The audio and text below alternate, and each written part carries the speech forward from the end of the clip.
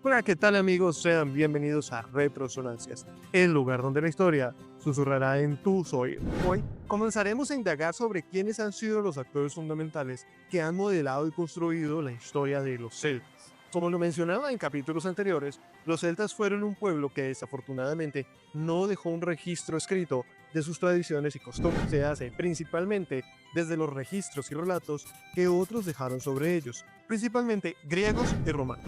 Las primeras menciones hacia estas comunidades fueron hechas por los griegos, quienes los denominaron como keltoi, en español, celtas. Muchas veces los asociaron y los identificaron con poblaciones presentes en sus relatos mitológicos, principalmente los hiperbóreos.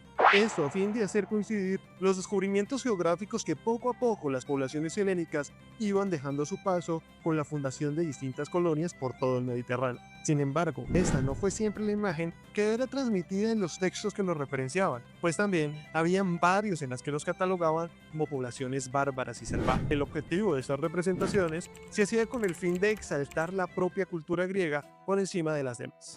Esta última imagen será la que llegará a las manos de los romanos, quienes los denominarán como galos, y que, como mencionaba en episodios anteriores, las investigaciones arqueológicas han relacionado con las poblaciones de los yacimientos de la cultura de la Atenas. Las descripciones escritas más importantes sobre estas poblaciones nos llegan de la mano de una obra legendaria, escrita por el famoso líder político y militar Julio César, titulada Comentarios sobre la Guerra de las Galias, centrada principalmente en la descripción de cómo fueron anexados los territorios centroeuropeos a las provincias de la República Romana. También deja entrever cómo estaban organizadas las culturas y las poblaciones que ocupaban estos territorios. Estas descripciones han sido fundamentales para entender lo que aún hoy día designamos como cultura, religión y mitología celta.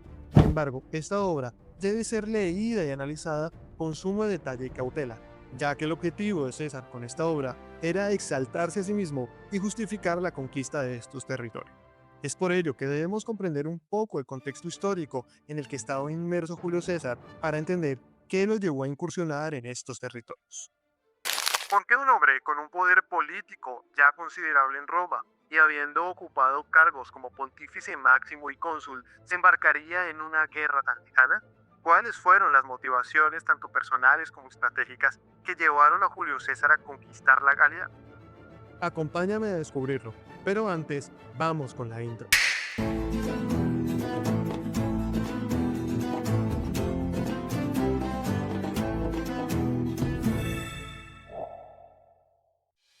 Para entender por qué César emprendió la conquista de la Galia, debemos poner en contexto la situación política romana. El siglo I a.C. fue un periodo turbulento para la República, marcada principalmente por luchas internas, divisiones entre las clases sociales, principalmente populares y optimatas, y una creciente inestabilidad política. Roma estaba lejos de ser la gran potencia centralizada que todos conocemos hoy. De hecho, la República era un sistema de gobierno muy competitivo, donde el poder estaba dividido entre senadores, cónsules y tribunos. Sin embargo, el sistema estaba en crisis debido a la incapacidad de la República para regentar correctamente los territorios que tenía a su disposición, por lo que algunos hombres empezaron a buscar maneras de concentrar el poder para sí mismos. Entre ellos, Julio César se destacó. Siendo cónsul en el año 59 a.C., su ambición no dejaba de crecer. A pesar de pertenecer a una antigua familia patricia, César no era el típico político romano. Su carrera estuvo marcada por la búsqueda de alianzas estratégicas con hombres poderosos como el prestigioso líder militar Pompeyo, conocido en Roma por su destacada trayectoria, y Craso, uno de los hombres más ricos de toda Roma. Juntos formaron lo que se conocería como el primer triunvirato, una alianza que les permitió dominar la política romana durante un tiempo. Sin embargo, las alianzas en Roma eran frágiles, y las tensiones no tardarían en aparecer entre César y Pompeyo. Esto se agravó tras la muerte de Craso en Siria, luchando contra los partos. Además, Julia, la hija de César, quien se había casado con Pompeyo para cimentar la alianza, también falleció tras dar a luz. Esto dejaba a Julio César en una situación bastante complicada, pues Pompeyo se casaría rápidamente con la hija de uno de los líderes de la facción de los optimates, y quienes veían en César una amenaza para la República. Esta situación ponía a César en serios apuros, ya que sabía que una vez terminada su gobernación en la Galia, a su regreso a Roma, posiblemente sería judicializado y ejecutado. Esto lo llevó a tomar una gran decisión, cruzar el río Rubicón marchando hacia Roma y desatando lo que conoceríamos como la Guerra Civil. Pero eso, amigos, es historia para otro video. Aún así, y antes de estos acontecimientos, César era bastante consciente de las fragilidades e intrigas que se vivían al interior de la política romana, por lo que para él era imperante reforzar su posición frente a sus aliados y destacar su imagen como líder indiscutible. Para Julio César, las campañas militares no solamente eran una forma de aumentar la riqueza de Roma, sino una manera de ganar la fama, el respeto y el poder personal. Pues bajo este contexto que aparece la Galia. Tras haber terminado su consulado en el 59 a.C., y gracias a la alianza que había gestado con Pompeyo y Craso, a César le fue asignada el control de la Galia Cisalpina e Iliria, lo que le daba un poder considerable en el norte de Italia. Sin embargo, la región más allá de los Alpes, la Galia Trasalpina, era una región aún por conquistar. La Galia no solamente era rica en recursos naturales como ganado, metales preciosos y tierra fértil, sino que también representaba una barrera geopolítica importante. Hacia el norte y el este de la Galia, las tribus germánicas comenzaban a expandirse, y César, viendo la posibilidad de ganar poder, pensó que Roma debería adelantarse a cualquier posible amenaza.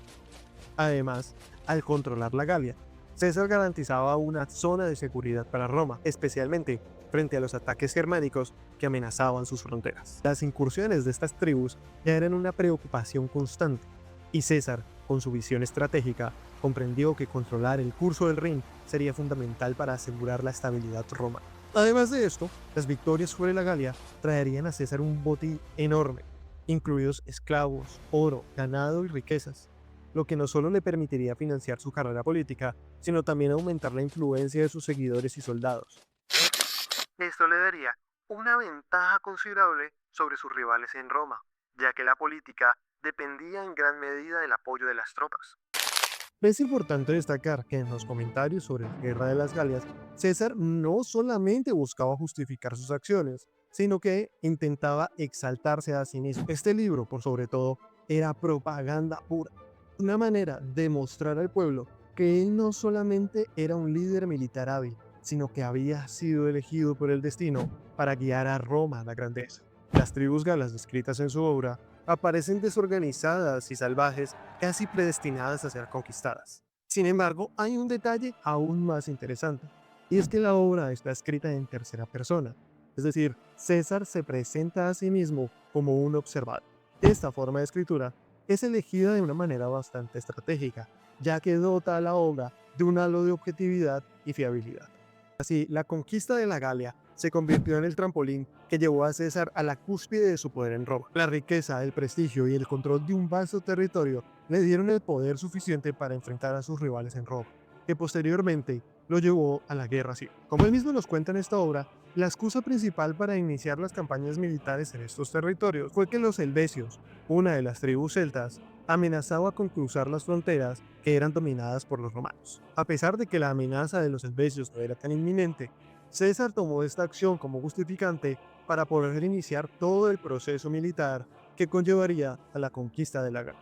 La historia de esta gran migración comienza con Orgétorix, un líder noble y ambicioso de los helvecios, que vivía en lo que hoy es la actual Suiza. Se encontraba cada vez más asfixiada por las amenazas de sus vecinos germánicos y las limitaciones de su propio territorio montañoso. Orgétorix vio en esta situación una oportunidad para elevar su propio poder y al mismo tiempo ofrecer a su pueblo un futuro más próspero. Este convenció a los helvecios de que debían abandonar sus tierras y emprender una migración masiva hacia el oeste a través de la Galia, donde podrían conquistar nuevas tierras y establecer un nuevo dominio. Pero este plan, que de por sí ya era bastante audaz, tenía un trasfondo aún más ambicioso. Orgétorix planeaba unirse con otros líderes galos, como Cástico de los ecuanos y Dobnorix de los eduos, en una conspiración para controlar toda la Galia. El líder helvético no escatimó en esfuerzos para asegurar su plan. Ofreció a su hija en matrimonio a Dobnorix, sellando así una alianza que pretendía dividir y dominar la región. Orgétorix estaba decidido en convertirse en el señor de toda la Galia, y con sus aliados creía que su plan era infalible. Sin embargo, según relata César, el plan de Orgétorix no se mantuvo en secreto por mucho tiempo, pues fue traicionado y su conspiración fue descubierta.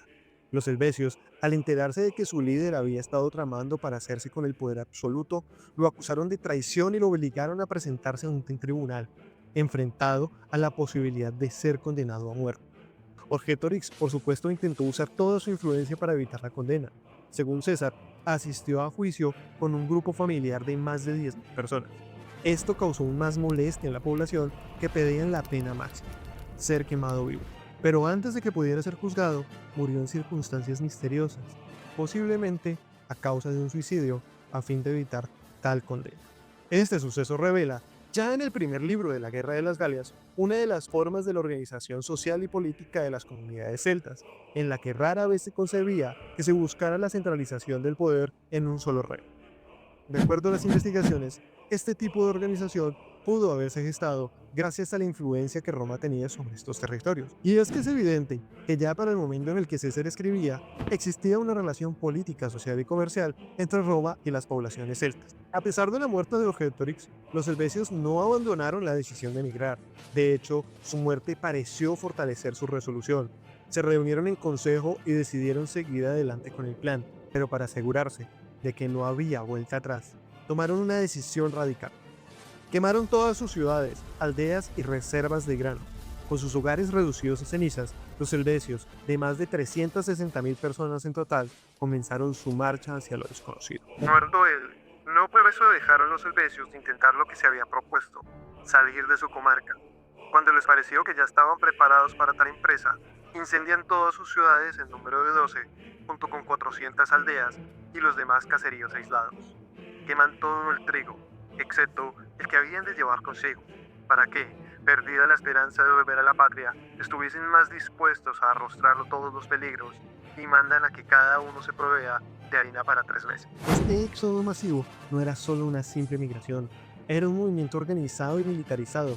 Los helvecios, divididos en 4 cantones principales, avanzaban en formaciones bien definidas, llevando consigo sus pertenencias, ganado y familias enteras. Sin embargo, y como ya lo sabemos, para llevar a cabo este plan, necesitaban pasar por los territorios controlados por los romanos, lo que los llevó inevitablemente a su encuentro con Julio César. Bien amigos, este episodio ha llegado a su final. Espero lo hayas disfrutado. Y si no quieres perderte lo que pasará con los helvecios y la conquista de la Galia, no olvides suscribirte, dar like y dar clic en la campanita si no quieres perderte ninguno de mis próximos videos. Hasta pronto.